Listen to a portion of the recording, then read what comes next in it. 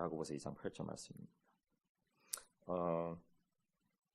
아까 찬양에서 하나님이 하신 일을 보라, 그런 찬양이 있었죠. 하나님이 하신 일을 보라, 하나님이 우리를 위해 싸우실 것을 보라. 저는 그 찬양이 참 좋은 것 같습니다. 여러분들 안 좋으시나요? 오늘 하나님이 하신 큰 일을 보길 원합니다. 야고보서는 좀 컨트로버시가 많은 책이죠. 그 야고보서 때문에 이거를 해석하는 데 있어서 이렇게 학자들도 그렇고 목사들도 그렇고 정의를 못 내리고 싸울 때도 많이 있었습니다. 오늘 말씀에서는 하나님의 율법에서 이제 이웃을 사랑하라 하셨죠. 근데 야고보서는 이제 그 주이시 디아스포라에게 야고보가 쓴 편지인데, 이게 왜 계속 논란이 되냐면은 우리가 도대체 뭘로 구원받느냐는 거예요. 거기서 좀 이제 컨퓨전이 생긴 거예요. 근데 생각해보면 되게 간단해요. 야고보서는 진정한 믿음을 가진 사람은 열매를 맺는다라는 거예요. 진정한 믿음을 가진 자는 어떠한 방식으로든 그게 삶에서 사인과 표적으로 나타난다라는 거죠. 그러니까 어려운 게 아니에요. 그러니까 우리가 이 컨트로버시가 내가 그러면 행한 일을 해서 내가 하나님의 율법을 지켜서 구원받나? 그거 당연히 아니죠. 그게 아니라 야고보서가 오늘 한 말은 우리가 구원받은 존재로서 하나님을 믿는다면 이웃을 사랑하게 된다라는 거죠. 열매, 순종, 그것으로 구원받는 게 아니라 구원은 미리 받았고 구원받은 자에게서 나타나는 현상이 이웃을 사랑하라, 선한 일을 행하라, 그런 거예요. 그러니까 그거를 구원이랑 같이 엮여서 보면 안 되는 거죠. 근데 오늘 말씀으로는 야고보서가 너희가 만일 성경에 기록된 대로 내 이웃을 사랑하거든 내 몸과 같이 사랑하라, 최고의 법을 지키면 잘하는 것이니와. 여러분, 잘 되십니까? 이웃을 사랑하는 게? 이웃을 사랑하면은 잘하는 거래요. 잘하고 있는 거래요. 근데 여러분, 냉정하게 말해서 여러분 이웃을 정말 사랑하십니까? 사랑하시겠죠.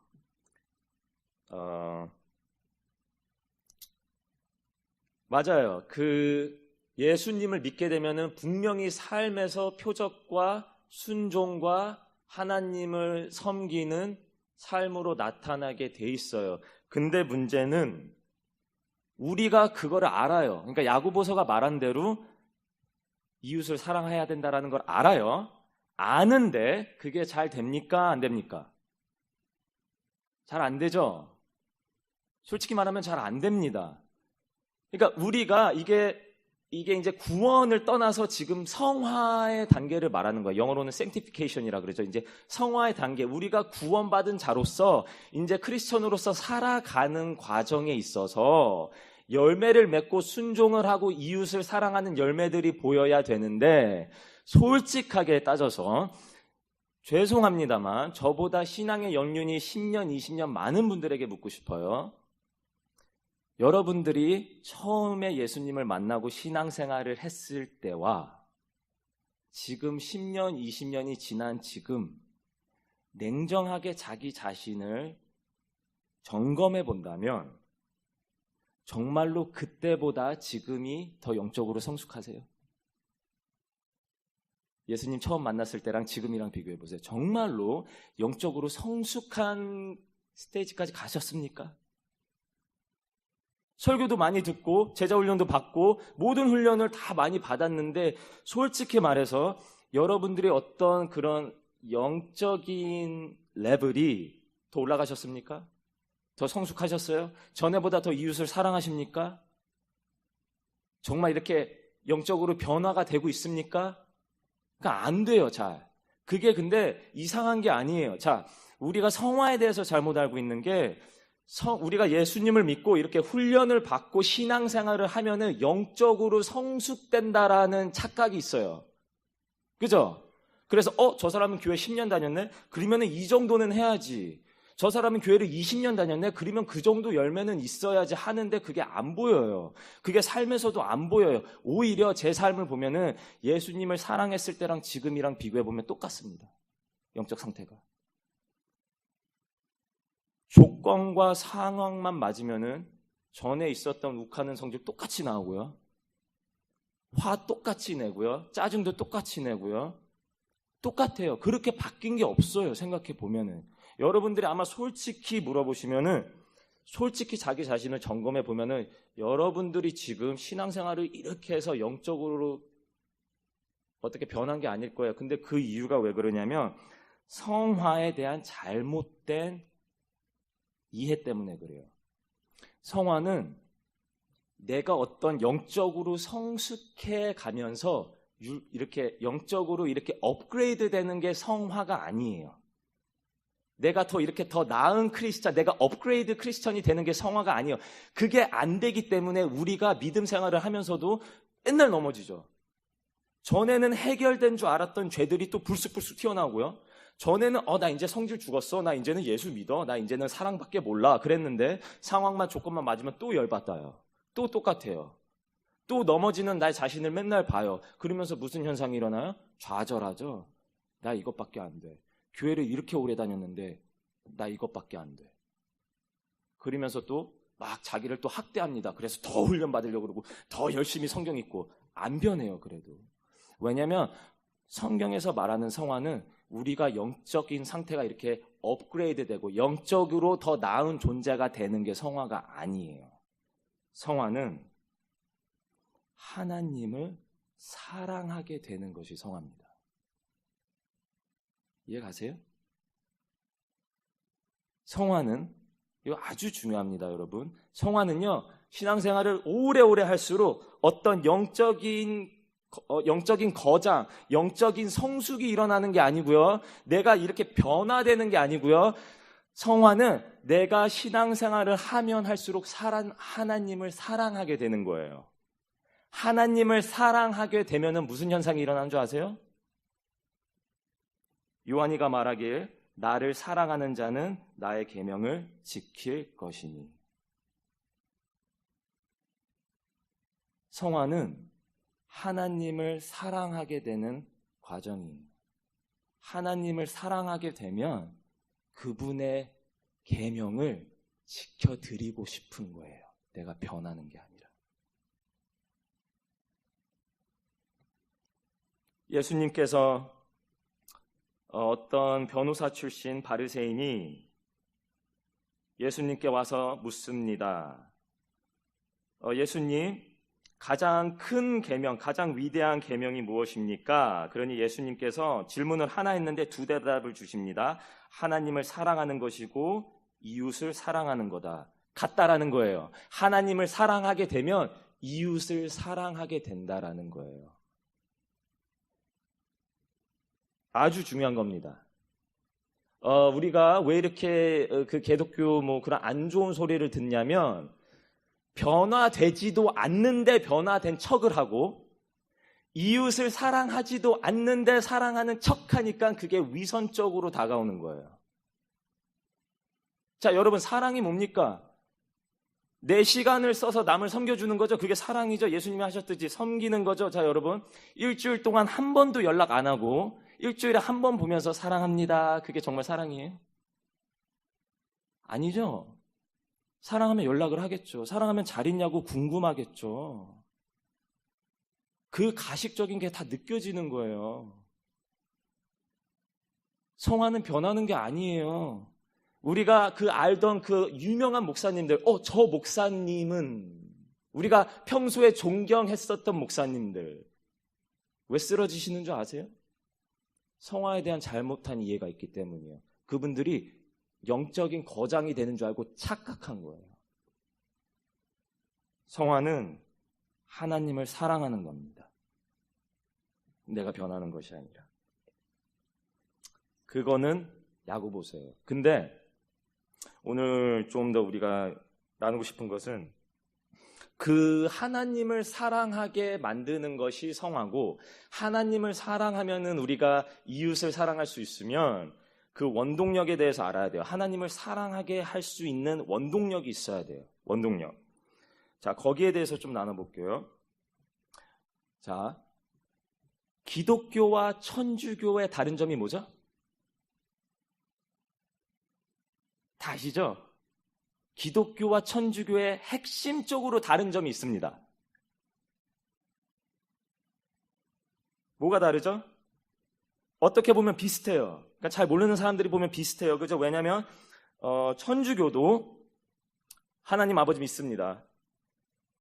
천주교도 예수님 믿습니다. 예수님 믿어요. 하나님의 아들이라고 믿어요. 천주교도 부인하지 않아요.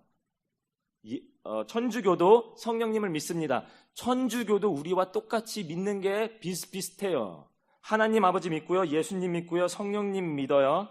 그리고 메리에게 좀 기도 좀 해요. 그거는 그렇다고 치고 비슷해요. 자, 여러분 꼭 알아야 될 게, 그러면 천주교와 기독교가 다른 점이 뭐예요? 적어도 교리에 있어서, 이게 오늘 교리문답이니까. 교리에 있어서 다른 게 뭐예요? 구원론이에요. Sola fide, by faith alone. 오직 믿음으로 구원. Sola fide라 그러죠. Five sola에서 sola fide, 오직 믿음으로 구원, 오직 믿음으로 은혜로 구원받는다라는 가리킴이 종교개혁을 시작하게 했고, 그래서 우리가 천주교와 분리된 이유가 그거예요. 구원론에 있어요. Sola fide, 믿음으로 의로움을 받는다라는 가리킴이 우리 기독교가 믿는 거고, 천주교는 거기서 삐끗이 나는 거예요. 그게 달라요. 다시 한번 말씀해 드릴게요. 뭐가 다르냐? 구원론이 달라요. 어떤 면에서 우리는 믿음으로 의를 입는다라고 믿고 있고, 기독교는, 천주교는 걷다가 행위도 더하고 기도도 더하고 그러는 거예요. 우리는 오직 믿음, 오직 구원, 오직 의를 입는 것은 믿음과 은혜 딱 하나라고 믿는 거예요. 그게 천주교와 기독교의 다른 점입니다. 그거 꼭 아셔야 돼요. 똑같지 않습니다. 똑같지 않습니다. 구원에 있어서 달라요. 구원론에 있어서 다르고, 우리는 justification by faith alone, 의로움을 믿음으로 받는 것을 믿는 거예요. 그 justification에 대해서 아주 중요한 복음의 핵심적인 내용입니다. 이거를 모르면 천주교와 다를 게 없어요. 어떤 면에서는. 구원론에 있어서 justification에 대해서 오늘 좀 나눌게요. justification by faith alone. justification이라는 단어는 다른 영어로는 righteousness예요.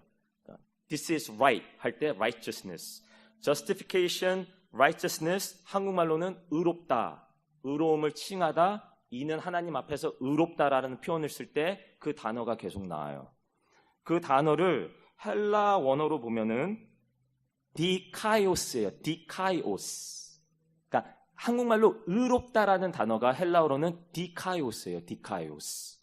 그 디카이오스라는 단어가 81번 디카이오스라고 나오고, 92번 디카이뉴스라고 나오고, 2번 디카이마스라고 나오고, 39번 디카이오라고 나오고, 10번 디카이오마라고 나오고, 5번 디카이오우스라고 나와서 신약에만 229번이 나옵니다. 그 단어가. 그러면 꽤 중요한 거겠죠? 229번이 나와요. 그 단어만. 의롭다, 의롭다, 의롭다, 의롭다, 디카이오스, 디카이오스, 디카이오스, 디카이오스. 이거 꼭 아셔야 되는 겁니다. 디카이오스, 그게 무슨 뜻이죠? 하나님에게 의를 얻는다라 그러는데, 우리가 믿음으로써 의를 받는다 그러는데, 그러면 그게 무슨 뜻인지 제가 간단하게 설명해 드릴게요. 성경에서 말하는 의, 그러니까 내가 믿음으로 말미암아 하나님께 의를 얻는다, 그러니까 의를 칭함받는다라는 표현, 디카이오스라는 표현은 리온 모리스라는 복음주의자 신학 성경자가 있는데, 그분이 쓴 책 Apostolic Preaching of the Cross, 사도들이 말한 십자가의 디카이오스에 대해서 이렇게 정리합니다. Forensic term, courtroom, judgment, legal standing, imputed righteousness. 디카이오스는 의롭다. 디카이오스는 리온 모리스가 말하길 우리가 재판에 섰을 때 심판 있죠. courtroom, US courtroom, Supreme courtroom, US courtroom에 섰을 때 판사가 그 prosecutor 당하는 사람을 보고 You are dikaios. 너는 의롭다라고 판결, verdict, judgment를 내릴 때 쓰는 단어예요. 그러니까 쉽게 말해서 판사가 이 트라이를 하잖아요. 그래서 뭐 막 변호사도 나오고 뭐 하죠. 케이스가 다 끝났을 때 판사가 그 사람을 보면서 dikaios 그리면은 무죄, free, 자유함, 죄가 없어 라고 proclaim 할 때 쓰는 단어가 dikaios예요. 이해되셨어요? 이게 성경에서 왜 이 단어를 쓰는 줄 아세요? 사도 바울하고 로마서에서 계속 이 단어가 나오냐면 우리가 나중에 여기서 생을 마감하고 죽고 죽음을 맞이하고 하나님 앞에 섰을 때 믿음을 가진 자들은 하나님이 그를 보고 디카이오스라고 한다는 거예요. 법정에서 쓰는 단어예요. 무엇을 잘못했든 어떤 과거의 삶을 살았든 믿음이 있는 자는 하나님께서 그의 심판의 날 내가 하나님 앞에서 발개벗어서 섰을 때 모든 거짓말과 가식과 위선적인 모든 나의 그런 것들이 빨개벗은 앞에 하나님의 거룩함 앞에 섰을 때 믿음이 있는 자는 하나님이 그의 벌에 대해서 꾸중하지 않고 오히려 너는 완벽하게 의롭다. 전혀 죄가 없어. 라고 선포하는 거예요, 하나님이. 그게 어떻게 가능하죠? 죄를 짓잖아요. 살면서 실수하고 넘어지잖아요. 하나님의 계명 주셨잖아요. 이웃을 사랑하라 그랬잖아요. 근데 못 지키잖아요. 이웃을 사랑하긴커녕 내가 먹고 사는데 더 바쁜데. 근데 어떻게 하나님의 심판의 날 섰을 때 거룩한 그분 앞에 섰을 때 우리가 하나님이 나를 보고 너는 죄가 없어. 잘못한 거 하나도 없어. 내가 용서해 줄게. 너는 자유야. 나의 아들이야. 라고 칭할 수 있는 원리를 알아야 돼요. 어떻게 그럴 수 있죠? 어떻게 죄 많은 우리를 하나님께서 심판의 날 섰을 때 하나님의 저지먼트 시트, 코트룸에 섰을 때 하나님께서 우리를 보고 너는 의로워. 너는 죄가 없어. 너는 깨끗해. 어떻게 그렇게 하나님이 우리를 보고 선포하고 verdict 할 수 있죠? 여러분 그게 말이 됩니까? 죄값은 치러야 되는 거잖아요. 사탕 하나를 훔쳐도 죄값은 치러야 되는데 우리가 하나님의 그 거룩한 계명을 잘 지키지 못했는데 어떻게 완벽하게 의롭다고 하나님이 칭하실 수 있는 거죠? 그게 그 이유에 대해서 그 J.I. Packer이라는 신학자가 이거를 너무 중요하게 생각하는데 많은 사람들이 까먹고 있어서 그분이 이런 글을 썼어요. J.I. Packer가 What did the cross achieve? The logic of penal substitution. 다른 아리글은 Penal Substitution Revisited. 한국말로 번역하면 십자가가 이룬 것이 무엇인가? 아니면 대체의 속죄. 그러니까 속죄라는 단어가 되게 중요합니다. 여러분 속죄 꼭 기억하세요. 속죄가 있기 때문에 아까 말한 그 righteousness가 가능한 거예요. 속죄. J.I. Packer가 이렇게 말합니다. 63년 동안 그분이 63세예요. 지금은 더 나이가 들었겠죠. 63년 동안 크리스천으로 살면서 그분이 63세가 됐을 때 이런 글을 썼습니다. 어떻게 십자가가 우리를 구원하죠? 예수가 죽어서? 어떻게 십자가가 우리를 구원하죠? 답이 있죠. 우리를 하나님과 관계를 회복시켜주죠. 십자가가 예수님이. 우리와 하나님의 관계가 회복돼서 J.I. Packer가 다시 묻습니다. 그러면 하나님이 우리를 어떻게 나와 하나님의 관계가 어떻게 회복되죠? 하나님의 우리의 관계는 어떻게 회복되냐면 예수님이 하나님의 심판을 받았기 때문입니다. 하나님의 심판을 예수님이 어떻게 받았죠? J.I. Packer가 말하길 하나님은 우리를 대신해서 예수 그리스도가 우리의 죄를 없게끔 하셨습니다. 그거를 J.I. 패커는 substitution이라는 거예요. substitution.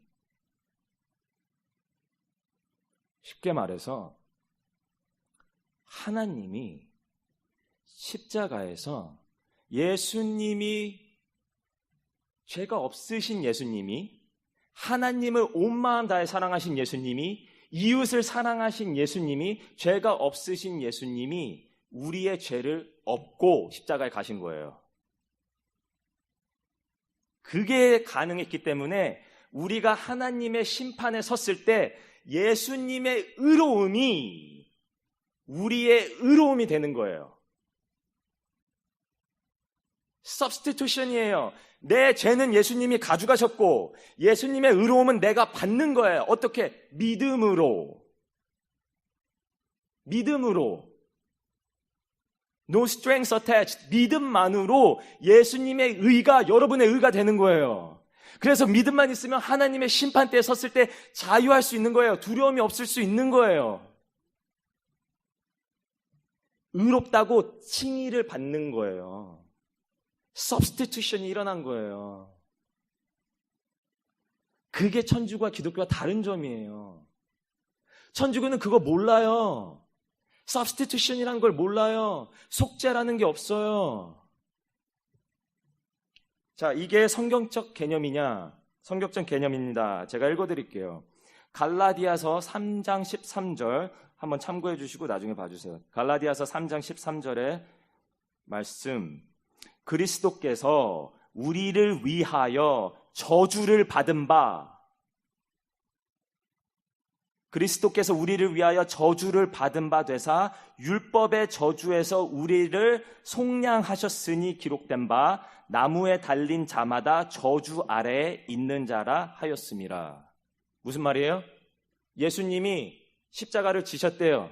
십자가를 지셨다라는 건 무슨 뜻이에요? 나무 위에 걸리셨대요. 나무 위에 걸렸다라는 건 무슨 의미죠? 저주받았다라는 거예요. 구약에서는 저주받은 사람을 십자가에 묶어놓습니다.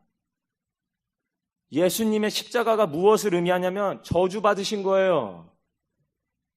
우리 대신. 잘 안 다가오세요? 이게 갈라디아에서만 그러는 게 아닙니다. 고린도 후서, 이거는 꼭 아셔야 됩니다. 고린도 후서 5장 21절.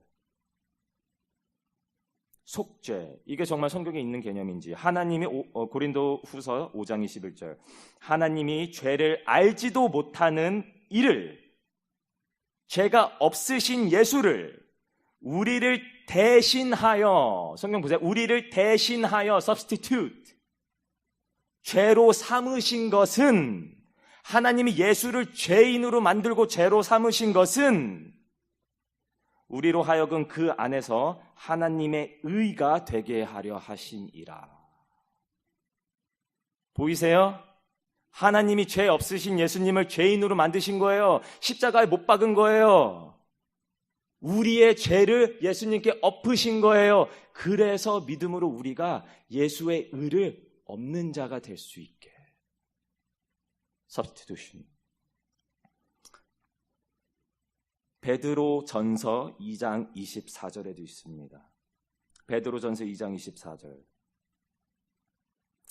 친히 우리 죄를 담당하셨으니, 우리 죄를 업으셨느니, 영어로 보면은 Jesus bore our sins in his body on the cross, on the tree. By his wounds you have been healed. 우리의 죄를 업으셨으니 이는 그가 채찍을 맞음으로 너희는 회복을 얻으리려고. 우리의 죄를 업으시고 채찍을 맞으신 이유가 뭐예요? 우리가 회복되기 위해. 대체의 속죄예요. 대신 그 길을 가신 거예요. 예수께서. 그러면 율법, 오늘 율법이었잖아요. 오늘 율법에 뭐 8개, 9개. 율법은 하나님이 우리에게 율법, 계명을 주신 이유는 계명을 지키리라고도 주셨지만 로마서 3장 20절에 보면은 하나님이 우리에게 계명을 주신 이유는 그 계명을 통해 모두가 죄인임을 알게 하시려므로. 아무도 못 지킨다라는 거예요. 저번 주에 전도사님이 말씀하셨죠? 아무도 못 지킨다라는 거예요. 율법의 펑션은 단지 지키려고 지어준 게 아니라 그 율법을 통해서 우리 모두 그 죄 안에 있다라는 거예요. 그러면 그렇게 되면 어떻게 되죠? 모두가 죄 안에 있기 때문에 율법이 주어졌고 율법을 통해서 우리는 죄인인 것을 알기 때문에 그 죄를 통해 예수가 필요하게 되는 거예요. 모두 다. 모두 다.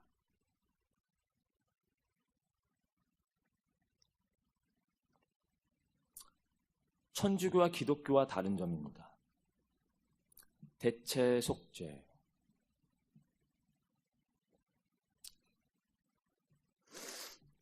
이게 신약에만 나와 있는 개념이 아니에요.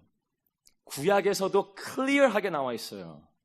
이거를 모르면은 큰일 납니다. 구약에 레위기 16장에 그대로 나와 있습니다. 레위기 16장에. 이 substitution, 이 속죄, 그 개념이 신약에서 나타난 현상이 아니에요. 레위기 16장 20절, 22절을 나중에 한번 보세요. 레위기 16장에 어떤 일이 일어나요? Day of Atonement예요. 그건 속죄의 날이에요. 레위기 16장은 하나님께서 지정한 속죄의 날이라고 있어요. 속죄의 날, Day of Atonement. 그 속죄의 날에 무슨 일을 행하죠?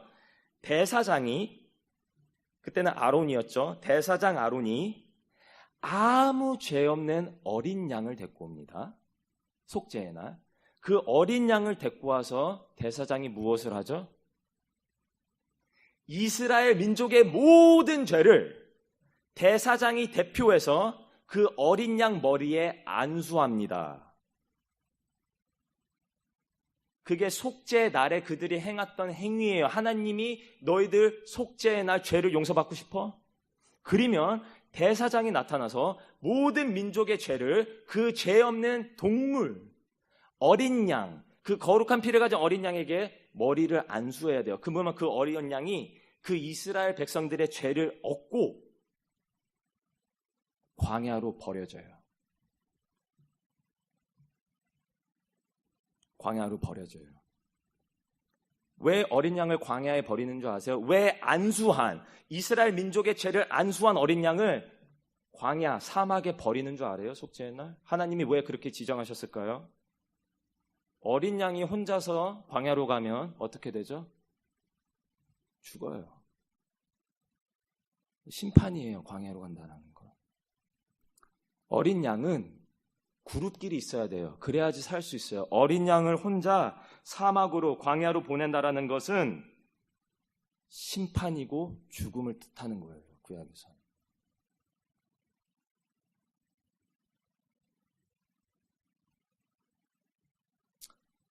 속죄. 구약에서도요, 꼭 필요한 게 있었어요.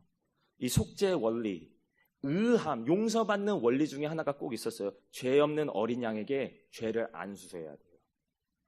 그리고 그 어린 양이 광야로 가서 죽어야 돼요. 심판을 받아야 돼요. 그게 하나님이 지정하신 방법이에요.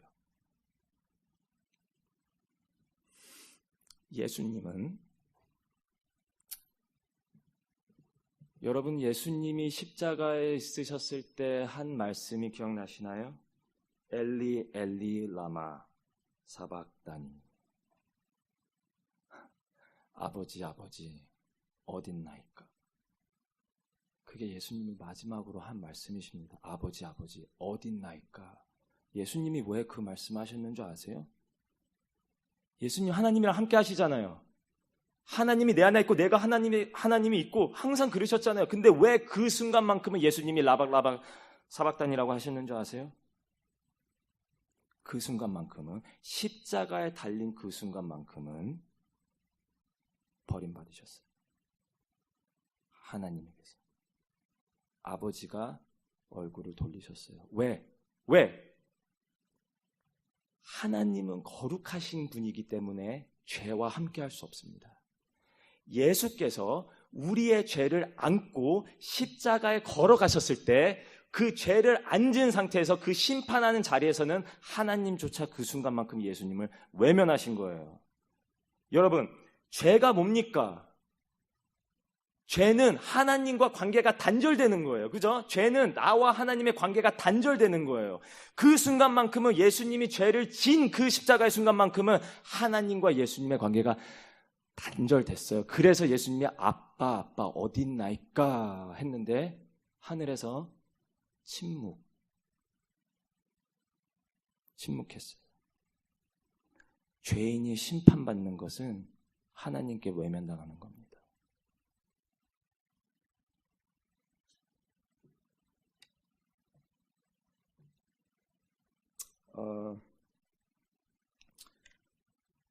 속죄. 구약에서도 레위기를 통해서 속죄를 보여주셨고, 로마서를 통해서도 율법을 통해 우리가 죄인임을 알게 하시고, 죄인인 우리가 예수 그리스도의 은혜가 필요한 존재임을 알게 하시고, 우리를 구원하는 방식이 하나님의 디카이노스, righteousness, justification 이라고 말하는 거예요. 그래서 믿음이 있는 자는 변하지 않아도, 영적으로 성숙한 자가 못 돼도, 많이 넘어져도 예수를 붙잡는 자들은 하나님의 심판의 날 마지막 그분 앞에 섰을 때 하나님이 죄가 없어, dikaios, righteous, free, saved, heaven, my son, my daughter, my beloved, 그러실 수 있는 거예요. 왜? 예수가 우리 죄를 안고 십자가를 가셨기 때문에. 나의 죄가 그분께 옮겨졌고 그분의 의로움이 나에게 옮겨지는 것이 디카이오스예요. 그리고 그것은 믿음만 있으면 돼요.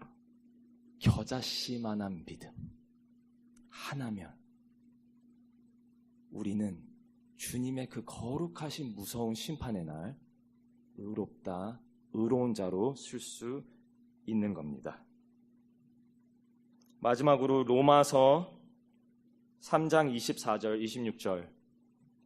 오늘 이것을 가장 잘 정리하는 본문이에요. 로마서 3장 24절, 26절 제가 읽어드릴게요. 그리스도 예수 안에 있는 속량으로 말미암아 하나님의 은혜로 값없이 의롭다 하심을 얻은 자 되었으니, 보이세요? 하나님의 은혜로 의롭다, 디카이오스라는 단어가 또 거기서 쓰이는 게 디카이오스 하심을 얻은 자 되었느니, 이 예수를 하나님이 그의 피로써 믿음으로 말미암는 화물 제물로 세워주셨으니 이는 하나님께서 길이 참으시는 중에 전의 죄를 간과하심으로 자기의 의로우심을 디카이오스를 나타내려 하심이니, 고칠 때에 자기의 의로우심을 나타내사 자기도 의로우시며 또한 예수 안에 있는 자를 의롭다, 디카이오스 하려 하심이니라.